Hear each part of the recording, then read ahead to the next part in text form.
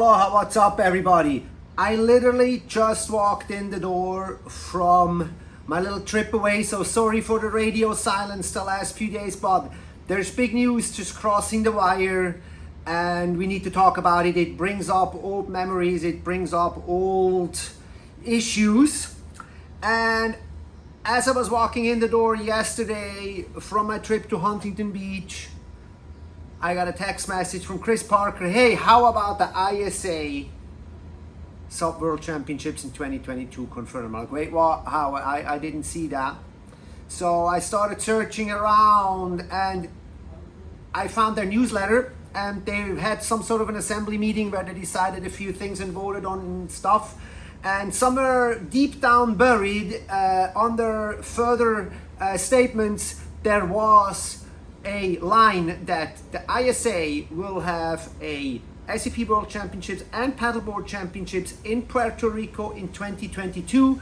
See separate press release. I'm like, oh wow, well let me go look. Let me go look on the website. Let me go look on the social media, but I couldn't find anything. Nothing on Facebook, nothing on the ISA page, nothing.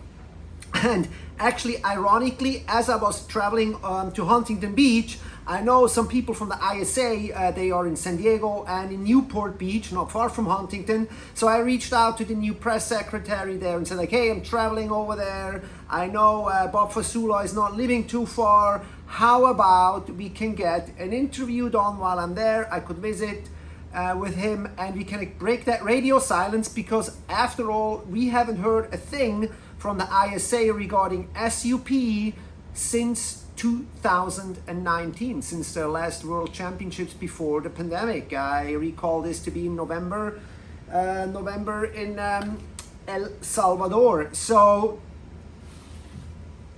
what are we gonna make out of this? You know, and of course, I'm going to sleep. I'm back at my shop right now. Chris Parker already wrote a whole piece kind of recapping the information and talking about Puerto Rico as a destination, which of course sounds like a cool destination. And unfortunately, I never got my interview with Bob as I'm now back. So it would have been such a great timing. And this is something where I want to say in general, particularly with this whole huff and puff back and forth, we've been living through this saga for many years. Everything communicates. Dear associations out there, everything communicates. Not hearing from the ISA communicates. Having a short little line underneath some other news about a SUP championship in Puerto Rico communicates as well. And I was at the ICF championships in Hungary, and the matter they are communicating is just a little different. They did an announcement over there for the 2022 World Championships in Gdynia in Poland on the Eastern Sea, and they had a whole presentation video. They are sending a delegation of people to that destination, to that local country federation, and go and convey with them and see whether such a destination is suitable or not. So, and then they had a whole presentation video and kind of released the news. Pandemic given, we don't have any dates there because we don't know what's gonna happen over wintertime in Europe, but we are expecting those, so I was told, to be somewhere in summertime, because nobody wants to go to Poland when it's November, because it's gonna be bone cold and you're not gonna be racing in that water. That's for sure.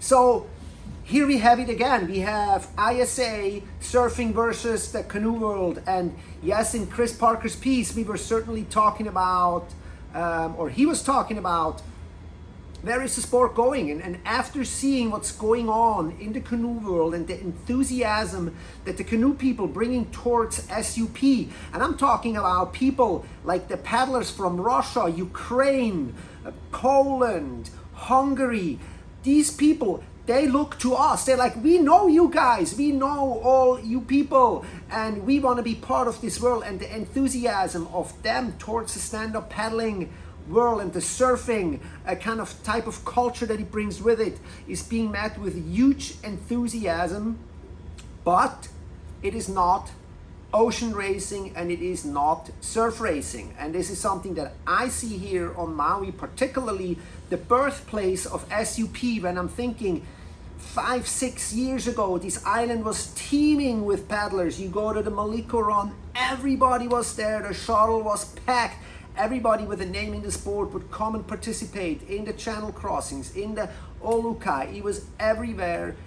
It was SUP, and that is all gone.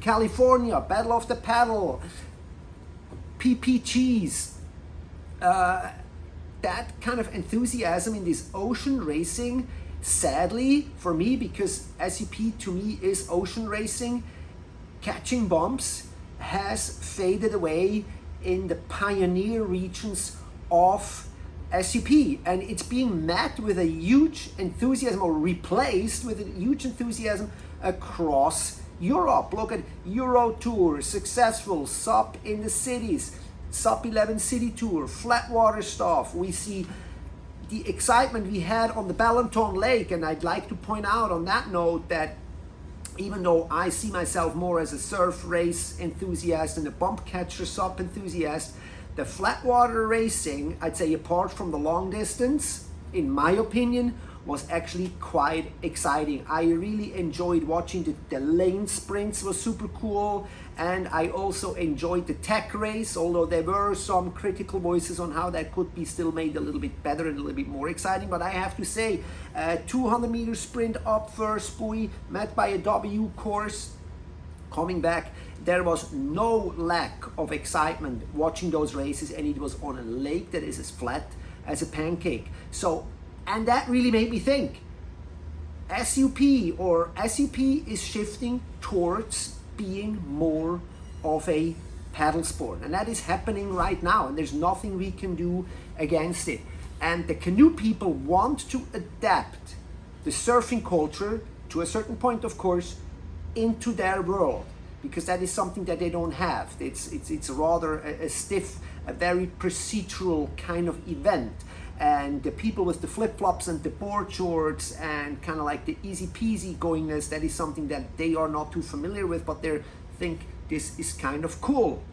While when I look at a surf event, sometimes you are not clear when is the race starting, you are not clear when is the heat starting, things are being shifted. And there, I tell you guys one thing, that ICF event, it was minute by minute by minute, sun up to sundown. Not one heat was out of place. It started to the second, to the minute. I shit you guys not. So there's a huge shift going on, and it is a cultural shift, I understand that, but I'm excited about it because there are so many cool people. I met so many cool guys, and they're paddling machines. And Olympics, Schmolympics, who cares at this moment anyways, because we have to focus on great events and great races. So I am stoked we have another ISA event. I sure would love to go. Can I go? Probably not. I am not so capable to travel like others. It's far from Hawaii, but hopefully the one or the other like event I get to go to in 2022, and history will tell us what next year will have brought to us. So thank you guys so much for watching, and we'll see you in the next one.